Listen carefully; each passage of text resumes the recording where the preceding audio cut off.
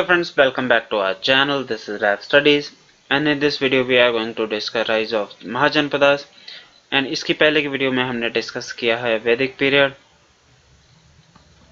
और उसकी economy, society, polity and religion के बारे में। And in this video we are going to discuss what is Mahajanapadas और उसकी लोकेशन के बारे में डिस्कस करेंगे और लास्ट में डिस्कस करेंगे हम फीफा के बारे में कुछ एक इंटरेस्टिंग फैक्ट्स।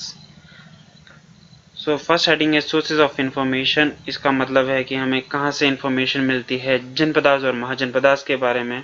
सो इसमें कुछ एक for example there is Brahmanas and Upanishad. यहाँ पर हमको जनपदास और महाजनपदास का मेंशन हुआ है और विनय पिटका, सुत्त पिटका एंड अभिधम्म पिटका जो कि आपके बुद्धिस्ट रिलीजन की कुछ एक सेक्रेट बुक्स हैं। यहाँ पर भी आपका जनपदास एंड महाजनपदास का मेंशन हुआ है और जातका स्टोरीज में भी मेंशन हुआ है। ये सभी विनय पिटका, सुत्त पिटका एंड अभिधम्म पिटका हम इसको आगे की वीडियोस में भी डिस्कस करेंगे एंड प्लस जातका स्टोरीज भी हम डिस्कस करेंगे और इसके कुछ लिटरेरी एविडेंसेस भी हैं जनपदास एंड महाजनपदास के। फॉर एग्जांपल अंगुत्तर निकाय, महावस्तु एंड भगवती सूत्र। सो मैं आपको एक बेसिक सा बैकग्राउंड दे देता हूँ क्या हुआ था आपका वैदिक पीरियड में इससे पहले की वीडियोस में।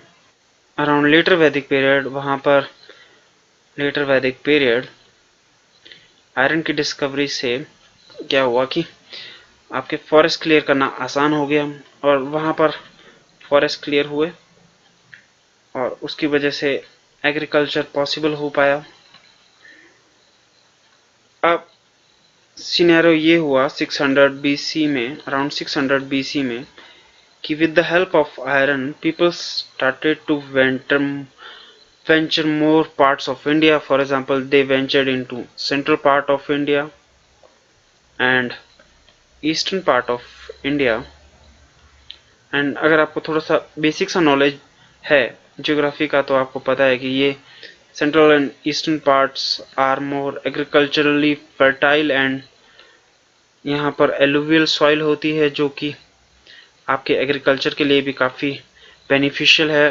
बेसिक सा मतलब ये है कि यहाँ पर एग्रीकल्चर बेनिफिशियल था और ये यहाँ पर वेंचर किया इन्होंने अराउंड 600 BC। सो पीछे हमने लेटर वैदिक पीरियड में देखा था कि किंग फॉर एग्जांपल कभी भी फॉर एग्जांपल राज्याभिषेक पे आपका कई बार आपका काउस डोनेट करता था और कुछ एक इंस्टांसेस पे ऐसा भी दिखा गया है कि लैंड भी डोनेट की गई है ब्राह्मण्स को।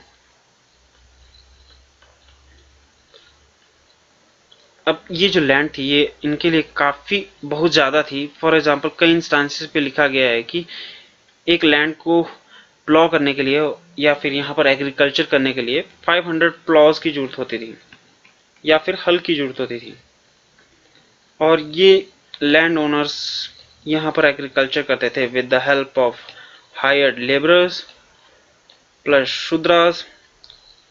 और जो आपके बैटल्स के दौरान हार जाते थे उनको बंदी बना के यहाँ पर एग्रीकल्चर कराया जाता था और जब ये एग्रीकल्चर होता तो यहाँ पर इनको कोई शेयर नहीं दिया जाता था। ये most of the this went to the land owners और ये आपका कुछ एक सब्सिस्टेंस को रखते थे और जो बाकी बचता था उसको सेल कर देते थे जिसकी वजह से इन्होंने काफ़ी अपने पास काफ़ी कैपिटल एक्यूमुलेट कर दिया एंड जो रेस्ट बचता था उन्होंने वो सेल कर देते थे जिसकी वजह से एक न्यू सोशल ग्रुप इमर्ज हुआ जिसका नाम था traders and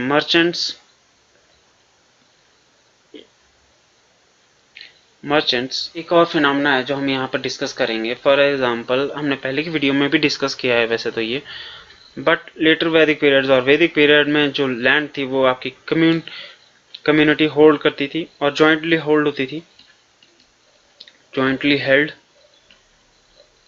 but in this era or in this 600 BC there was an emergence of private land, agricultural surplus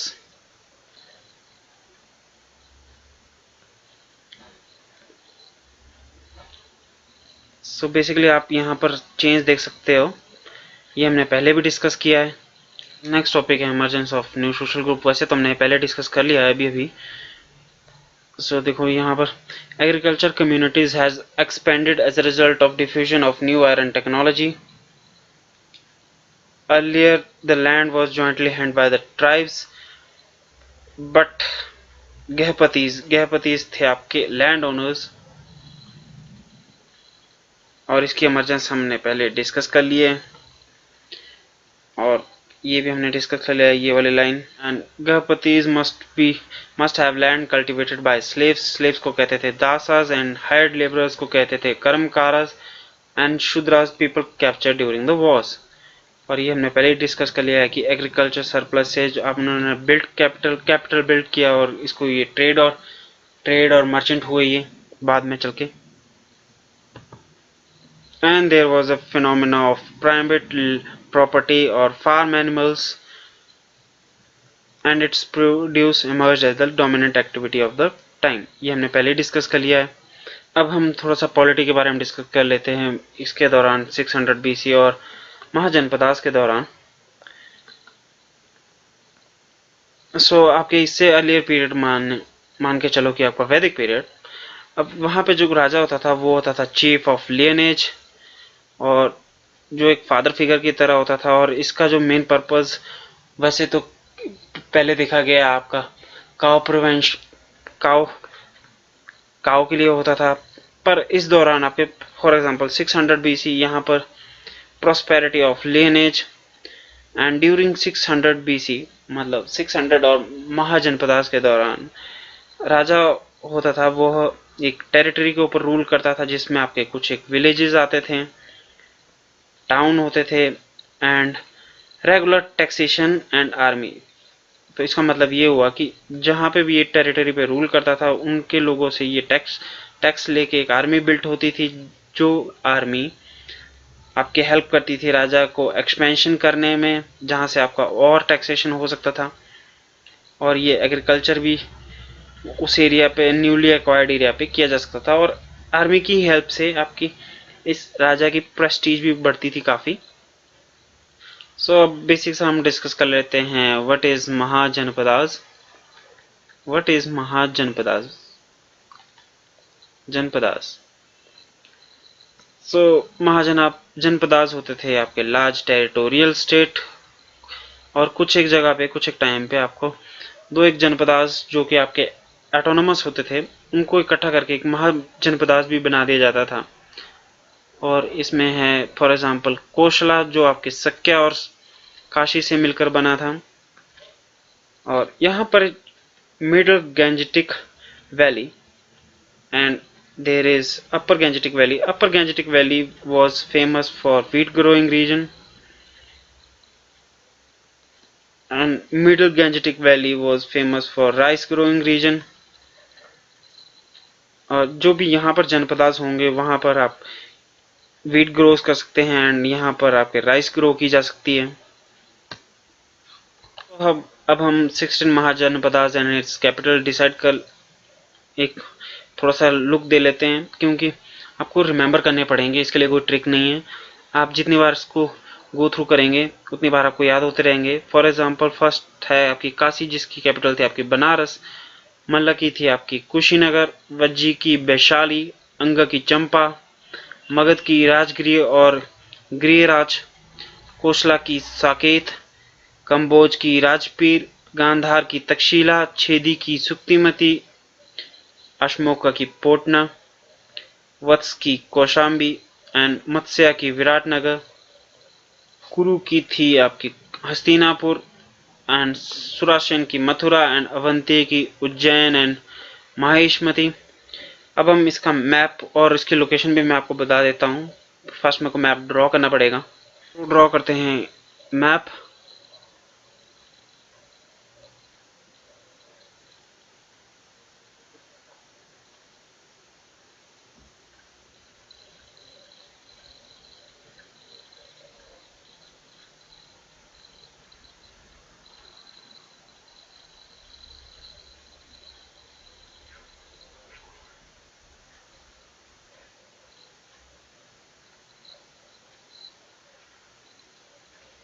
ये थोड़ा सा आपको बेसिक से नॉलेज होनी चाहिए कि कौन सी, फॉर एग्जांपल रिवर्स का, थोड़ा सा माउंटेन्स का। फॉर एग्जांपल यहाँ से इंडस रिवर, और यहाँ से ब्रह्मपुत्र, और यहाँ से आपकी गंगा, और यहाँ पर आपके नर्मदा एंड तापी।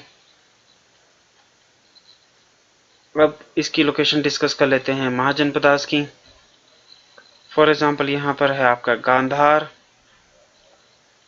यहाँ पर है कंबोज, यहाँ पर था आपका कुरु, यहाँ पर था पांचाल, यहाँ पर था अवंती, और यहाँ पर था अशोका,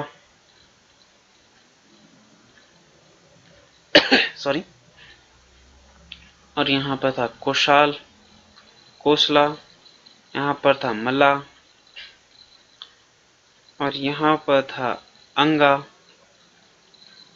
यहाँ पर था मगध, यहाँ पर था काशी, और शेदी, वत्स एंड सुरासेन।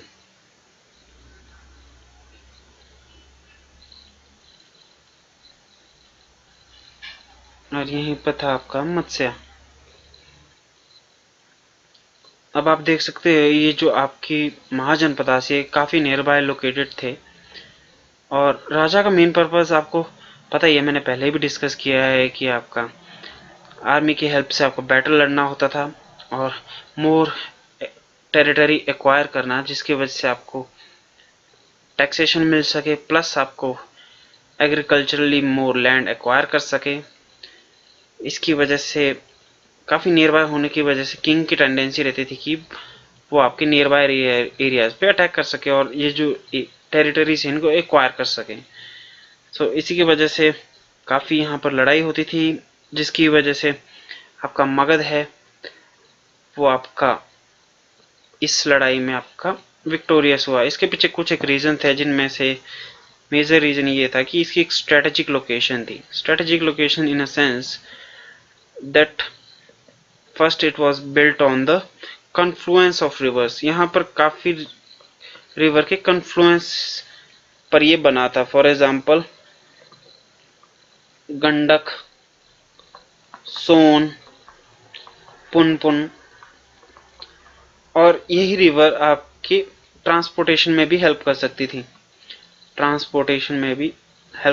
थी, प्लस आपको पता ही है आपके लैंड के जो फ्लड पेन्स है काफ़ी फर्टाइल होते हैं, और आपके यहाँ पर आयरन ओर की वजह से और आयरन ओर की माइन होने की वजह से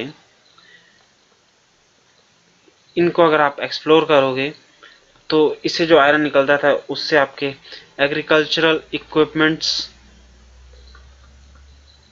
एक मिनट में कलर चेंज कर लेता हूँ, एग्रीकल्चरल इक्विपमेंट्स प्लस आपका आर्म्स के लिए भी हो सकता है जो आपके बैटल में हेल्प कर सकें। Let me rub this part.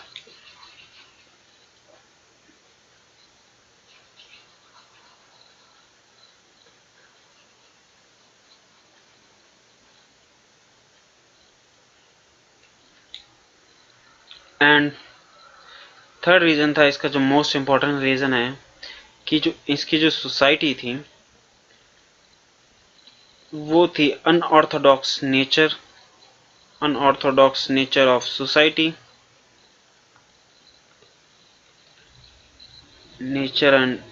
And जो इसके रूलर्स थे वो भी काफ़ी लिबरल्स थे, रूलर वर लिबरल्स। सो ये 3 रीज़न हमने डिस्कस किए। ये कुछ एक रीजंस थे आपके राइज ऑफ मगध, और यहीं पर आप देखोगे कि हरेंका डायनेस्टी, नंदा डायनेस्टी और मौर्य डायनेस्टी भी बॉर्न होगी, मतलब यहीं पर एस्टेब्लिश होगी। ये हमने पहले भी डिस्कस कर लिया है इस लाइन का मतलब, और मैंने मैप के दौरान ये डिस्कस कर लिया था that fact that so many Mahajanpadas were contiguous to each other in area meant that an ambitious leader could try and conquer the nearby or prosper neighboring countries.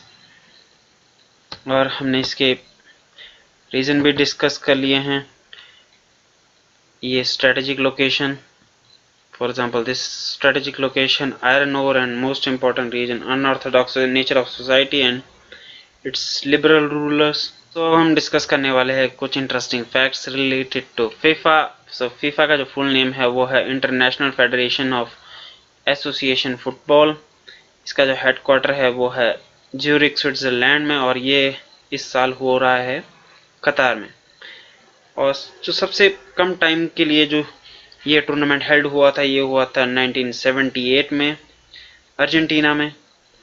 और सेकेंड नंबर पे जो ये सबसे कम time span का हो रहा है वो है कतर में. टाइम स्पैन से मतलब है कि फॉर एग्जांपल ये टूर्नामेंट हेल्ड हुआ आपका 28 नवंबर में, तो ये कितना टाइम चला, मतलब 19 दिसंबर में ये ख़त्म हो गया. ये आपका पूरा टोटल टाइम स्पैन है. तो इसमें सबसे जो छोटा टाइम स्पैन था वो था आपका अर्जेंटीना का. और Qatar is the first Arab country to hold this tournament. Generally जो टूर्नामेंट होता है ये होता है आपके 4 साल में एक बार during the month of June and July. But आपको पता है कतर में काफ़ी गर्मी होती है, तो prevent this heat it was held in November and December. और आपके 92 ईयर्स की हिस्ट्री में, 92 years of history of this tournament, it was the first time that a women referee were held during this match.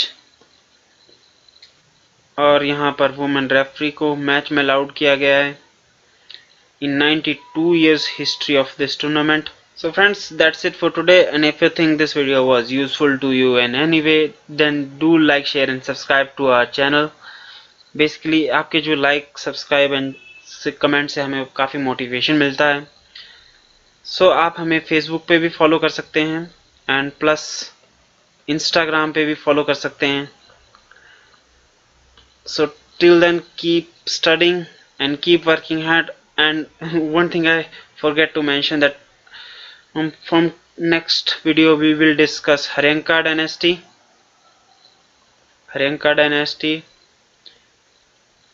Nanda dynasty, and Maurya Empire and its polity, economy and society. So till then, keep studying and keep working hard. We will meet you in next video.